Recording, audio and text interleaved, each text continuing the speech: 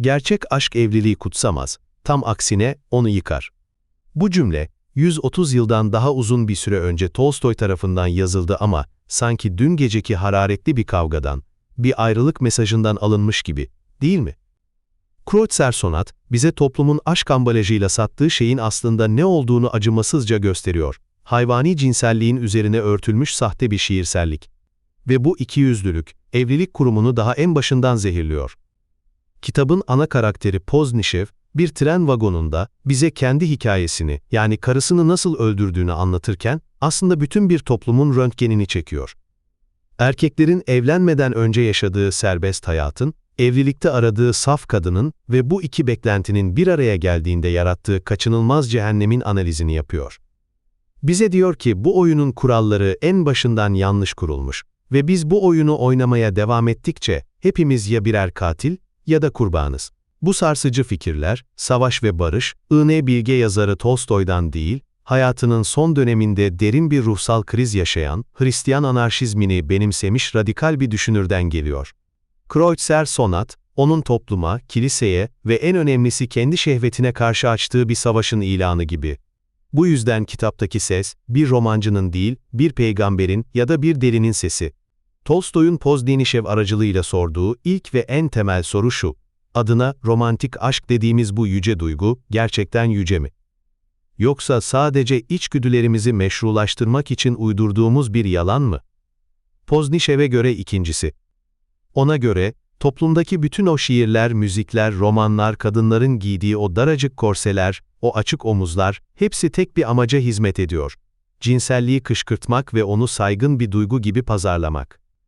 Kadınlar en baştan itibaren birer zevk nesnesi olarak yetiştiriliyor. Tek amaçları, en iyi erkeği tavlayıp evlenmek.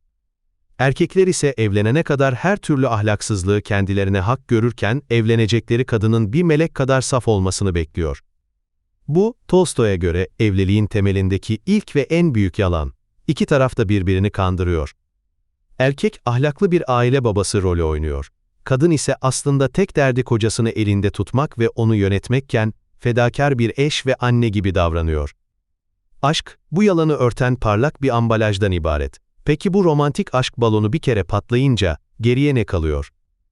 İşte burada kitabın ikinci ve daha karanlık katmanına geçiyoruz. Evlilik, birleşme değil, bir savaş alanı. Aşkın yarattığı o ilk heyecan ve şehvet doyuma ulaştığında, geriye sadece birbirine zincirlenmiş iki yabancı kalıyor, hatta iki düşman. Poznichev, evliliğinin ilk günlerinden itibaren karısıyla arasında başlayan o küçük sürtüşmelerin nasıl zamanla korkunç bir nefret fırtınasına dönüştüğünü anlatır. Birbirlerinin en ufak hareketlerinden, çayı karıştırmasından, ayağını sallamasından bile tiksinir hale gelirler. Bu nefretin sebebi ne? Tolstoy'a göre sebep basit: suç ortaklığı. İki insan cinsel birleşme gibi hayvani bir eylem için bir araya gelmiş ve bunu kutsal evlilik yalanıyla örtmüştür. Şehvet anları geçtiğinde birbirlerinin yüzünde bu suçu ve bu yalanı görürler. Bu yüzden birbirlerinden nefret ederler. Bu nefret, insanın hayvana karşı protestosudur. Bu nefret, birbirini karşılıklı olarak sömürmeye çalışan iki egoistin kaçınılmaz savaşıdır. Bu savaşın en tehlikeli silahı ise kıskançlıktır. Poznichev, karısını herkesten, her şeyden kıskanır. Ama bu kıskançlığın bir kanıta ihtiyacı yoktur. Çünkü bilir ki, kendisi nasıl başka kadınlara şehvetle bakıyorsa, başka erkekler de onun karısına aynı gözle bakmaktadır. Ve bilir ki, karısı da bu ilgiden gizlice hoşlanmaktadır. Bu yüzden evlilik, sürekli bir şüphe, gözetleme ve psikolojik işkenceye dönüşür. Ama bu karşılıklı nefret cehenneminden bir çıkış yolu yok mu? Çocuklar, o masum varlıklar bu zehirli ilişkiyi dönüştüremez mi? Tolstoy'a göre, hayır. Hatta çocuklar, bu savaşı daha da kötüleştirir. Poznichev, çocukların evliliklerini nasıl yeni bir kavga alanına dönüştürdüğünü anlatır. Çocukların sağlığı, eğitimi, bakımı, hepsi yeni birer endişe ve suçlama kaynağı olur. Ebeveynler, çocukları birbirlerine karşı birer silah gibi kullanmaya başlarlar. Senin yüzünden hasta oldu, senin gibi olacak bu çocuk da. Çocuk sevgisi bile, Tolstoy'a göre, hayvani bir sahiplenme duygusundan ibarettir. Özellikle kadınlar için çocuklar, mutsuz evliliklerinden kaçtıkları bir tür uyuşturucuya dönüşür. Kendilerini tamamen çocukların bakımına adayarak, hayatın anlamsızlığından ve kocalarına duydukları nefretten kaçarlar. Ama bu kaçış da geçicidir. Çocuklar büyüdüğünde ya da kadın artık çocuk doğuramadığında, o bastırılmış enerji ve arayış yeniden ortaya çıkar. Poznişek'in karısının durumu da tam olarak budur. Doktorların tavsiyesiyle artık çocuk doğurmamaya başlayınca, yeniden hayatın tadını çıkarmak ister. Piyanoya başlar, sosyal hayata karışır. Ve işte o zaman, hayatlarına o meşhur müzisyen Turkaçevski girer. Peki Tolstoy'un bu korkunç tabloya karşı önerdiği çözüm ne? Bu cehennemden çıkış nerede? İşte burada çizgiler en tehlikeli şekilde keskinleşiyor. Tolstoy, Poznişek'in ağzından tek bir çözüm sunar. Mutlak bekaret. Sadece evlilik dışı değil, evlilik içinde de tam bir cinsel perhiz.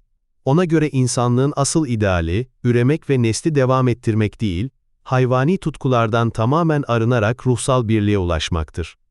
Cinsel ilişki, bu ruhsal birliğin önündeki en büyük engeldir. Bu yüzden, gerçek Hristiyanlık ve gerçek ahlak, cinsel birleşmeyi her türlüsüyle reddetmeyi gerektirir. Evlilik, bu haliyle sadece izin verilmiş bir ahlaksızlıktır. Bu düşünce, o dönem için o kadar radikaldir ki, Tolstoy kitabın sonuna bir son söz ekleyerek, bu fikirlerini daha doğrudan açıklama ihtiyacı duyar.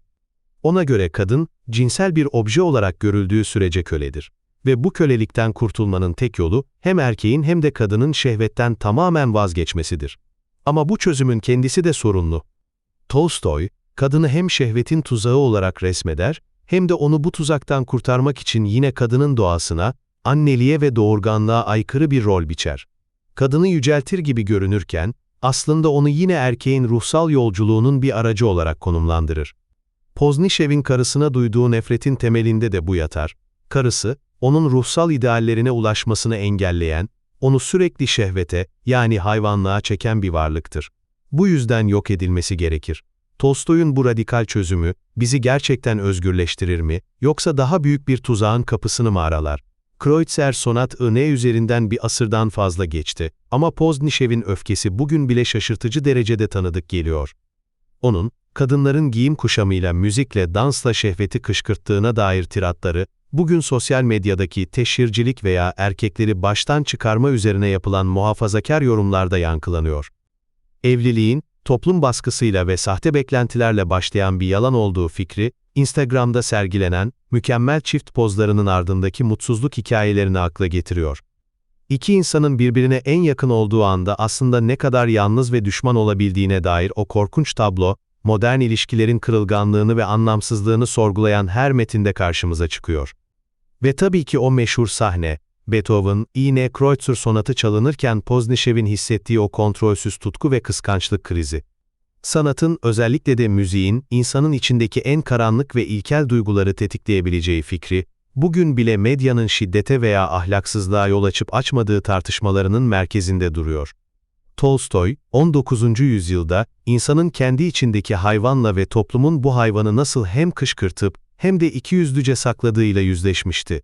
Biz bugün dijital çağda, bu yüzleşmeyi çok daha karmaşık ve gürültülü bir arenada yapmaya çalışıyoruz. Poznişek, hikayesinin sonunda her şeyi anladığına inanır. Karısını neden öldürdüğünü, toplumun ne kadar yozlaşmış olduğunu, tek kurtuluşun mutlak bekaret olduğunu. Kendi zihninde bütün çizgileri belirginleştirmiş, hayatın ve ahlakın nihai formülünü bulmuştur. O artık bir katil değil, acı bir gerçeği gören bir peygamberdir. Ama biz, onu dinlerken ne görüyoruz? Karısının en ufak hareketinden cinnet geçiren, kıskançlıktan gözü dönmüş, kendi hayvani içgüdülerini ve vahşetini toplumsal bir teoriye, felsefi bir manifestoya dönüştürerek aklamaya çalışan bir adam. Suçunu müziğe, karısının gülümsemesine, toplumun ahlaksızlığına yükleyerek, kendini temize çıkaran bir katil. O, çizgilerin netleştiğini sanır. Ama biz, onun hikayesini dinledikçe, aydınlanma ile delilik, hakikat arayışı ile, kendini kandırma, peygamberlik ile canavarlık arasındaki çizginin ne kadar ince ve kaygan olduğunu görürüz. Poznişek, bize bir harita sunduğunu zannederken, aslında bizi kendi zihninin labirentinde kaybetmiştir. Ve çizgiler biraz daha bulanıklaştı.